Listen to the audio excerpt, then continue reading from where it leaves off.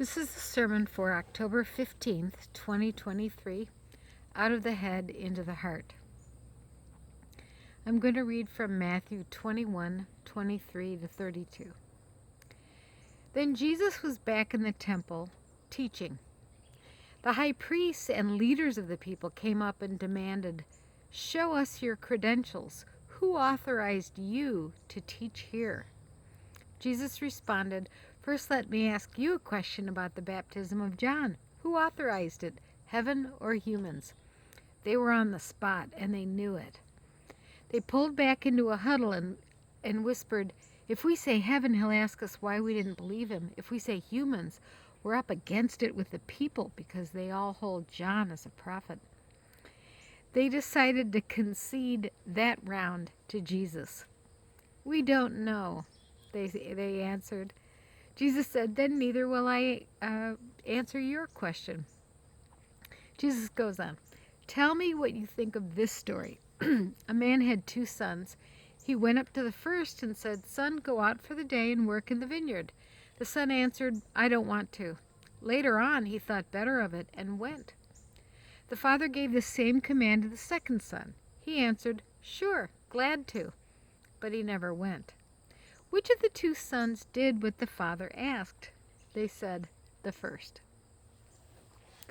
Well, I want to talk about thinking. I get caught up in thinking like people. Do you know that phrase, doom scrolling?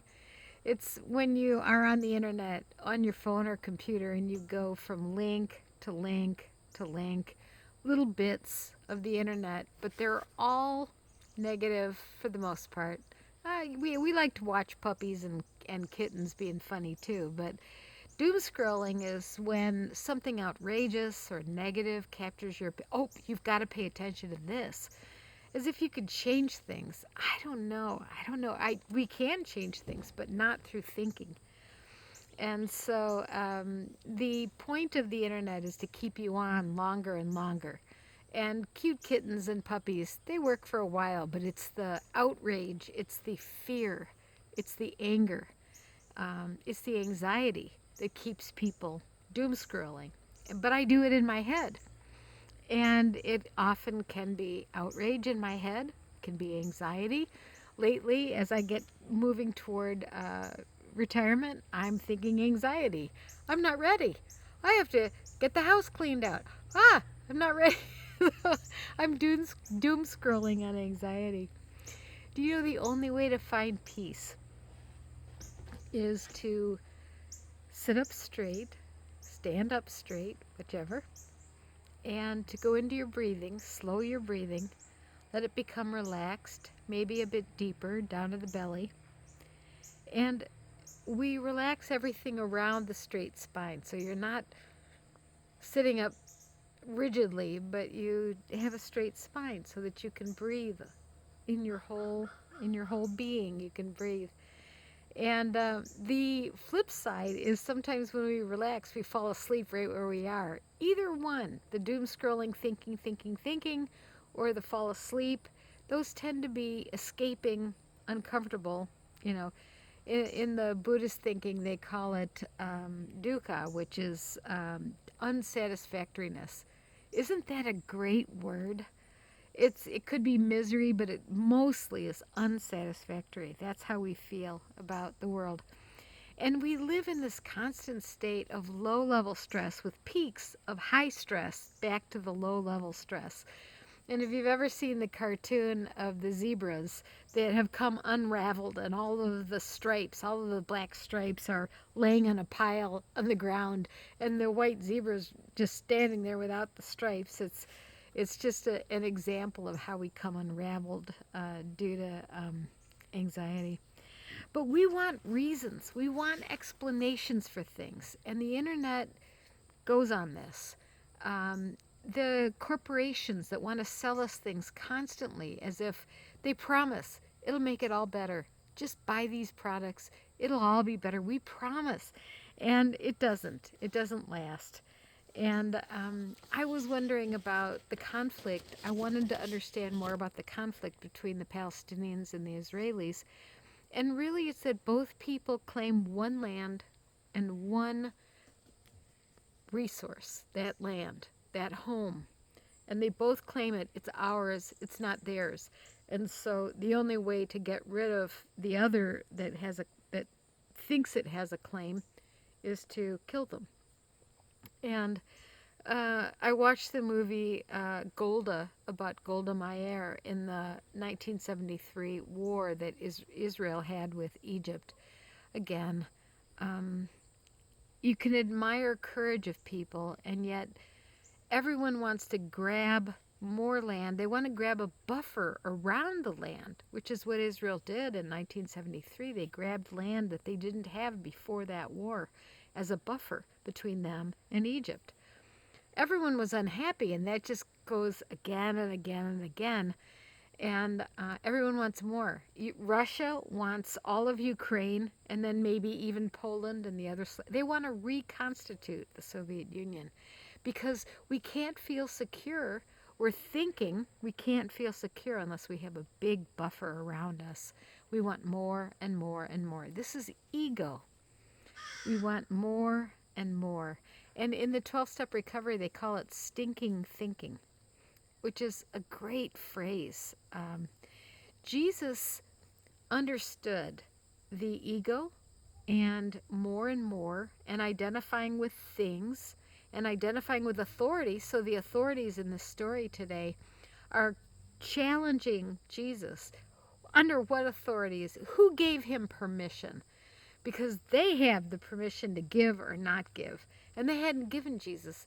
And Jesus is just like, the truth is the truth. And so, but one of the reasons I'm a Christian is because Jesus took all of the suffering of ego, of violence onto his body in front of everybody and died. And in a way, Jesus, there's nothing magical happening there. What happens there is Jesus says, see, this is the brutality of ego, of domination, of grabbing, of grasping, of I, me, mine. I know what's right, you're wrong. And Jesus took all of that on and just said, is this what you want? Do you want this endlessly? Or is there another way? And Jesus, because he lived the truth out of his core, out of God within him, because he lived this truth, he could let ego fall away. He could let control fall away. He could let grasping fall away. He could let condemning others fall away. Because at base, we all live and move and have our being in the love of God. At base, we all breathe together. All humans breathe together. And the breath is the Spirit. And so, wisdom. Might can make right in the short term. And sometimes that's needed in the world in the short term. And it's complex. I mean, wars and peoples and vying for the same land, all of that is complex. Often when people think they have the right, they'll annihilate. They'll just wipe out the other people. European settlers, often our ancestors, committed virtual genocide against Native Americans in order to take the land. They had them sign documents that were meaningless. The Native Americans, many of the tribes, believed they belonged to the land, not the land belonging to them. They couldn't sign it away. They couldn't sell it for blankets and beads. They couldn't. And so it was meaningless for them to have people come in and take. And wanting a bigger and bigger buffer, there was a phrase for a while, the only good Indian is a dead Indian.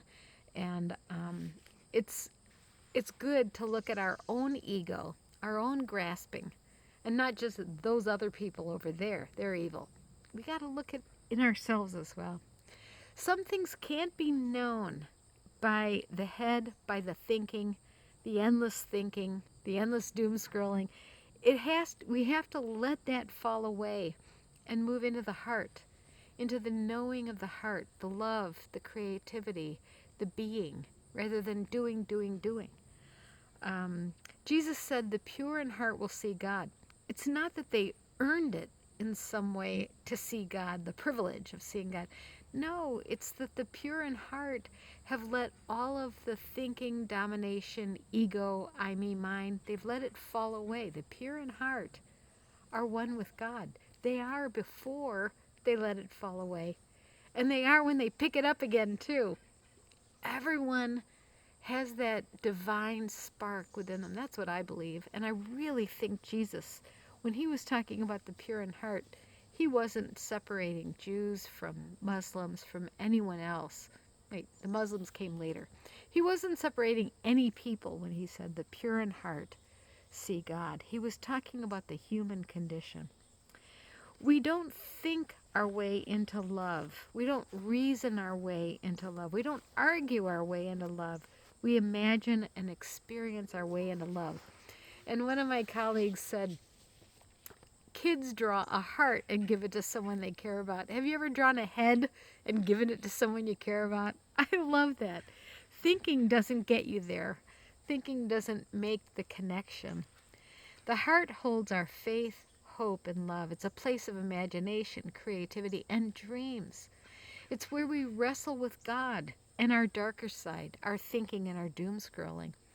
It's the doorway into mystery, our heart, our pure self, not the ego, but the genuine self that's created by God. The head searches for what it knows, what it can grasp, what it can judge, what it can compare, and come out on top, of course, that's the goal. But the heart simply is.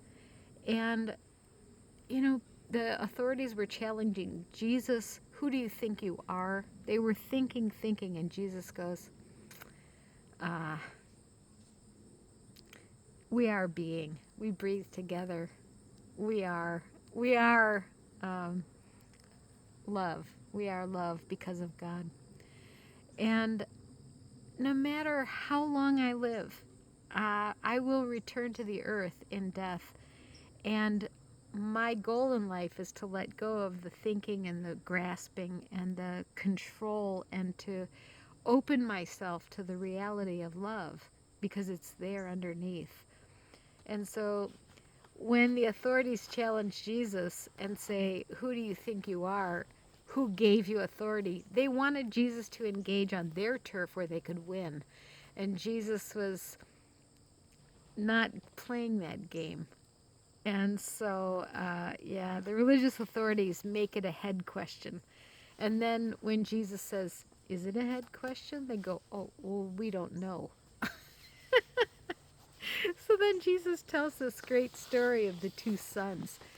And the one says, no, I won't do it. Then thinks better and does it. Well, it's funny that think is in there too. And the other one says, I won't do it. That's the ego and the control. Says, I will do it. And then never intends to and doesn't do it. And Jesus says, which one has the reality? It doesn't matter what the thinking and saying and stuff is as much as what's the reality underneath. The son that says, I don't want to, and then does it, is getting in touch with that reality underneath. And, Jesus invites us into a place where love wins simply because it is, because we breathe together, because we are one. How does ego lead us down the wrong path? How do worry, stress, and stinking thinking direct our lives? There's a better option. And Jesus has invited us into the better option. We can lay down ego, the grasping, the I, me, mine, the buying, the consuming, the identity through things. We can lay that down. And we can become aware and be in touch with God and love and Jesus in our hearts, not through our thinking. Being a Christian is not about what you believe. I think the two sons are a good example. The one that does the will of God, the one that does what's asked, is the one who's the one that does what the Father wanted. And the one who plays games didn't and isn't the one. And so we're invited into not saying, this is what I believe, and you're wrong because you don't believe it. That's a game. That's a game. And Jesus goes, no, what do we do? How do we get in touch with being at one with ourselves, with love, with God, with peace? We can let all of the externals fall away. And what is love at the core. And we learn trust and vulnerability by doing, not by thinking, not by planning, not by strategizing, by being. That's how we connect with one another and with God. Amen.